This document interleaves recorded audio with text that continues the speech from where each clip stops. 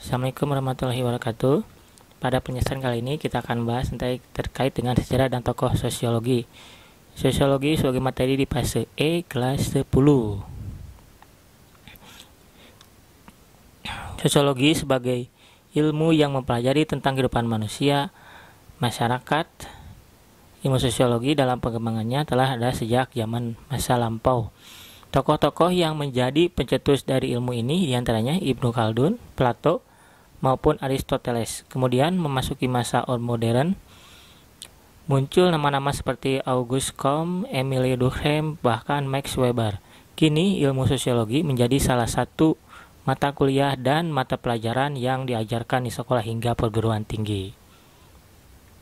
Pengertian sosiologi, secara umum sosiologi merupakan cabang ilmu sosial yang mempelajari interaksi antara satu individu dengan individu lainnya di dalam masyarakat. Dikutip dari modul sosiologi Kemendikbud, secara etimologis, sosiologi berasal dari dua kata Latin, yaitu socius dan yang artinya berteman atau rekan, dan logos yang berarti ilmu. Jadi secara harfiah, sosiologi artinya ilmu tentang berteman atau ilmu tentang bermasyarakat.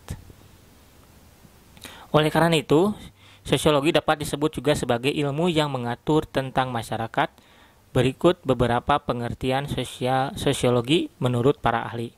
Pertama, menurut ilmu Khaldun, sosiologi menurutnya merupakan sarana untuk memahami sejarah dan kondisi sosial masyarakat pada suatu generasi, proses perubahan dalam suatu masyarakat, faktor dan pengaruhnya dalam peta peradaban suatu bangsa.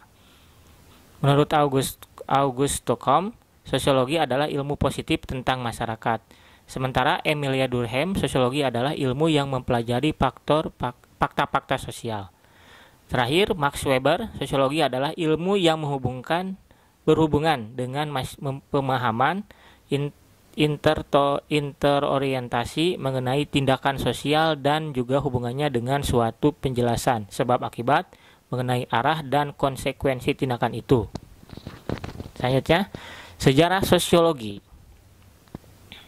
Dikutip dari Abdurrahman KASDI dalam Jurnal Fikrah volume 2 2014 halaman 295, Ibnu Khaldun dapat dikatakan sebagai peletak dasar sosiologi. Hal ini didasarkan pada pandangannya tahun 1332 yang menyebutkan bahwa manusia membutuhkan interaksi dalam menumbuhkan peradaban. Karena menurutnya manusia secara tabiat adalah makhluk sosial.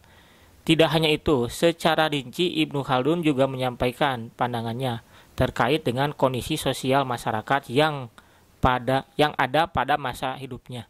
Inilah yang kemudian menjadi dasar bagi para ahli ilmuwan di zaman selanjutnya mengembangkan ilmu sosiologi. Dalam perkembangannya, sosiologi menjadi sebuah ilmu saat Auguste Comte mengemukakan pandangannya mengenai sosiologi. Ia menggabungkan dua kata antara socius dan logos. Penggabungan ini yang kemudian menjadikan ia dikenal sebagai bapak sosiologi dunia. Dalam modul pembelajaran sosiologi kelas 10 menyebutkan sosiologi di masa modern lahir akibat adanya revolusi industri. Saat revolusi industri di Perancis tahun 1798 muncul banyak konflik di kehidupan masyarakat.